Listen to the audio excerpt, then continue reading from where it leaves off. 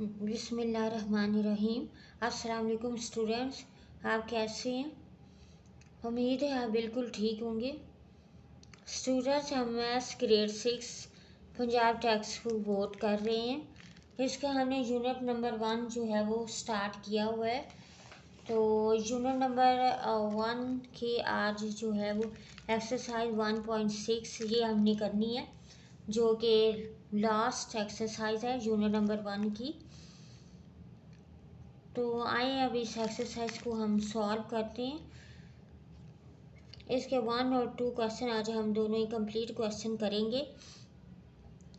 Exercise को start करने से पहले आपसे रिक्वेस्ट करनी कि आपने मेरे चैनल को सब्सक्राइब ज़रूर करना है। मेरी वीडियो को ज़्यादा से ज़्यादा लाइक करें, शेयर करें। तो आइए अब एक्सरसाइज 1.6 स्टार्ट करते हैं। स्टूडेंट्स, ये जो नंबर 1 की एक्सरसाइज 1.6, इसको क्वेश्चन नंबर 1 है identify the square numbers in the following numbers. ये आपको जो नंबर दिए हुए इनमें आपने जो स्क्वायर जिनके बनते हैं उनको आपने आइडेंटिफाई करना है। तो सबसे पहले हम स्क्वायर के मतलब कुछ थोड़ा सा पढ़ लेते हैं।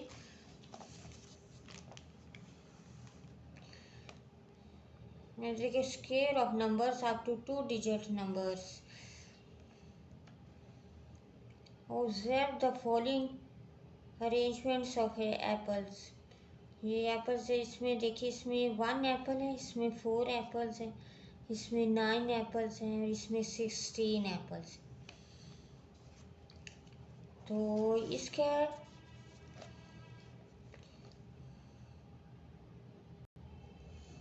इसमें स्टूडेंट देखिए 1 एप्पल, 4 एप्पल, 9 एप्पल्स और 16 एप्पल्स हैं। इनके स्क्वायर जो है वो बन रहे हैं, लेकिन इनमें जो डिजिट है बट 8 एप्पल्स और 10 apples can not be arranged in this way. यानी कि 8 और 10 को हम इस तरह अरेंज नहीं कर सकते क्योंकि इनके स्क्वायर ही नहीं बन रहे।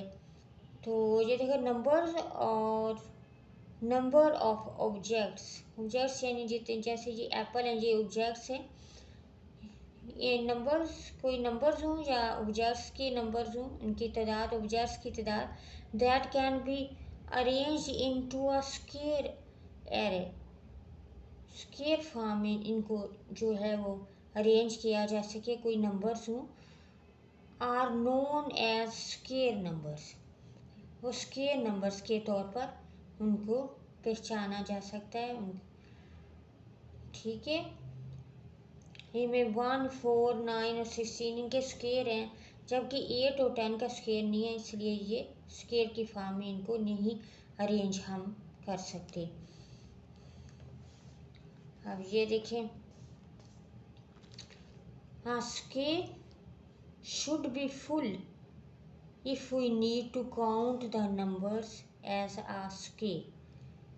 कि एक स्क्वायर को फुल होना चाहिए कि if we need to count the number as a square, यानी कि स्क्वायर के तौर पर नंबर को काउंट करना हो तो हमें एक स्क्वायर या ये बॉक्स, ये देखें जैसे बना हुआ है, ये फुल होना चाहिए, तो फिर ये स्क्वायर को शो करेगा। हेयर 12 एप्पल्स, ये देखिए, ये एग्जाम्पल मैंने दिया, ये 12 एप्पल्स हैं। Here 12 apples are arranged in a square, यानी कि स्क्वायर फॉर्म में इनको अरेंज किया गया है। But it does not full a square, लेकिन ये स्क्वायर जो है ये फुल नहीं है। ठीक है, सो 12 is not a square number, इसलिए 12 जो है ये स्क्वायर नंबर नहीं है। तो अब ये स्क्वायर के मुतालिक मैंने आपको कुछ बताया। अब हम क्वेश्चन की तरफ चलते हैं। इसमें भी हमने क्वेश्चन नंबर 1 में identify the square numbers in the following numbers. In numbers जो दो ये इनमें आपने देखना है इनमें से किस किस का स्क्वायर जो है वो बन सकता है। तो ये 18 है, इसका स्क्वायर नहीं बन सकता, तो इसको नहीं हम स्क्वायर में लिखेंगे।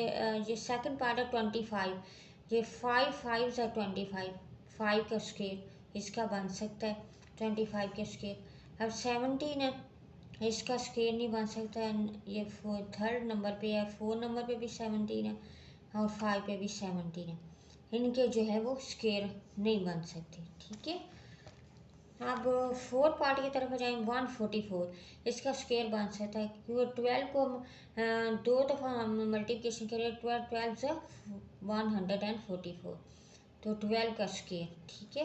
अब 79 नेक्स्ट पार्ट जो है 7 इसका नहीं स्क्वायर बन सकता इसलिए इसको हम नहीं लिख सकते। अब 8 पार्ट है 169 तो इसका स्क्वायर बन सकता है 13 को 13 के साथ मल्टीप्लिकेशन करें तो 13 सा 169। जैसे ये देखिए इसको इस तरह लिखेंगे 13 का स्क्वायर है जी ये। और नेक्स्ट है 9 पार्ट 68 इसका भी स्क्वायर नहीं बन सकता। अब 10 पार्ट है 121 इसका स्क्वायर बन सकता है। 11 को 11 के साथ मल्टीप्लिकेशन करें तो 11 सा 121 11 का स्क्वायर इस तरह हमने लिखना है इसका। ठीक है। ये हमने जितने पे टिक लगाए हुए इन सब के स्क्वायर बन सकते हैं, बाकी जिन पे नहीं लगे हुए टिके उनके स्क्वायर जो है वो नहीं बन सकते। ठीक है। हाँ, क्वेश्चन नंबर 1 कंप्लीट हुआ। क्वेश्चन नंबर 2 है calculate the squares of the following numbers. कि ये जो आपको नंबर्स दिए हुए हैं इनके आपने स्क्वायर जो है वो कैलकुलेट करने। तो आइए इस क्वेश्चन को सॉल्व करते हैं। स्टूडेंट्स जो number 1 factors and multiples exercise number 1.6 इसका क्वेश्चन नंबर 2 है। इसका 1 पार्ट है 13। अब इसका स्क्वायर हमने कैलकुलेट करना है तो इसकी इस तरह लिखेंगे 13 मल्टीप्लिकेशन 13 इज इक्वल टू 13 का स्क्वायर और इसको 13 को 13 के साथ मल्टीप्लिकेशन करें तो 169 आता है। तो ये हम इधर लिखेंगे 169। इस तरह इसका हमने स्क्वायर जो है वो कैलकुलेट करके लिख दिया। अब सेकंड पार्ट है -8 इसको हम इस तरह लिखेंगे -8 और मल्टीप्लिकेशन -8 यानी कि इसको 2 मरतबा लिखेंगे 2 टाइम्स इसको लिखेंगे और इज इक्वल टू इसको फिर यूं करके हम लिखेंगे -8 का स्क्वायर इसकी पावर 2 लिखेंगे। तो 8 को 2 टाइम्स हम मल्टीप्लिकेशन करें तो क्या आता है 64। इधर हमारा सेकंड पार्ट भी सॉल्व हो गया। अब थर्ड पार्ट है 23 को भी इसको 2 टाइम्स लिखना है। 23 मल्टीप्लाई 23 इज इक्वल टू 23 के स्क्वायर। अब इसको हम मल्टीप्लिकेशन करेंगे 23 को 2 टाइम्स तो ये हमारे पास इसका आंसर आएगा 529।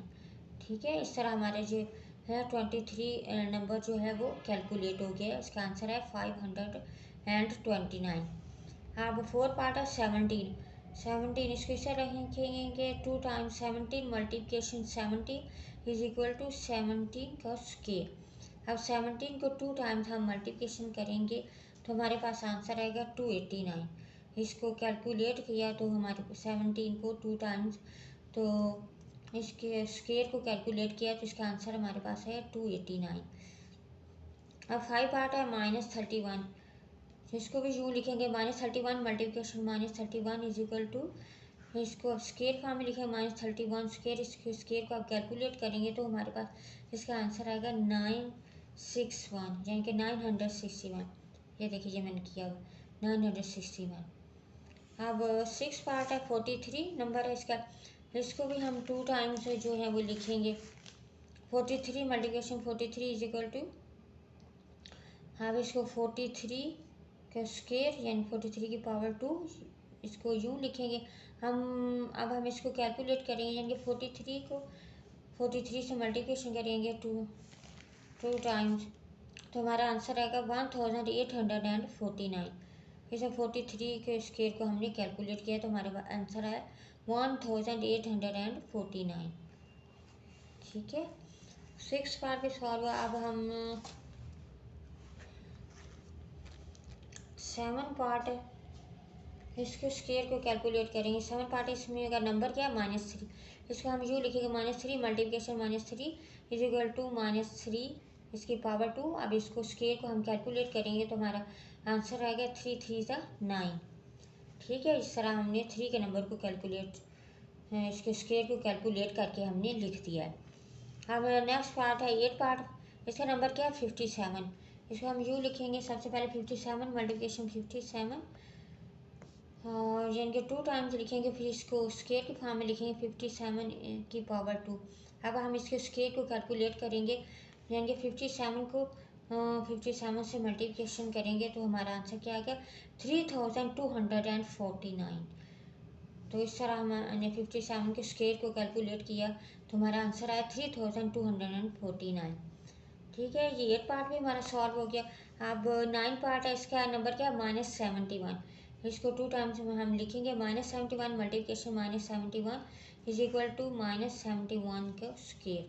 अब हम इस स्क्वायर को कैलकुलेट करेंगे तो 71 को 71 के साथ मल्टीप्लिकेशन करेंगे तो हमारा आंसर आएगा 5041। तो इसको हम इधर लिख लेंगे कि 71 को स्क्वायर करके हमारा स्क्वायर को 71 के स्क्वायर को कैलकुलेट करके हमारा आंसर क्या है 5041। अब 10 पार्ट है 93, इसको भी 2 टाइम्स लिखेंगे 93 मल्टीप्लिकेशन 93, फिर इसकी इसी फॉर्म में लिखेंगे 93 का स्क्वायर। इसको अब 93 के स्क्वायर को हम कैलकुलेट करेंगे तो इनके 93 को 93 के साथ मल्टीप्लिकेशन करेंगे तो हमारा आंसर आएगा 8649। तो इसको हम इधर लिख लेंगे और इस तरह हमारे 93 के स्क्वायर को कैलकुलेट करके हमारा आंसर आया 8649। इस तरह हमारा क्वेश्चन नंबर 2 भी कंप्लीट हुआ और इसके साथ ही हमारी जो है वो एक्सरसाइज 1.6 जो है ये कंप्लीट होगी।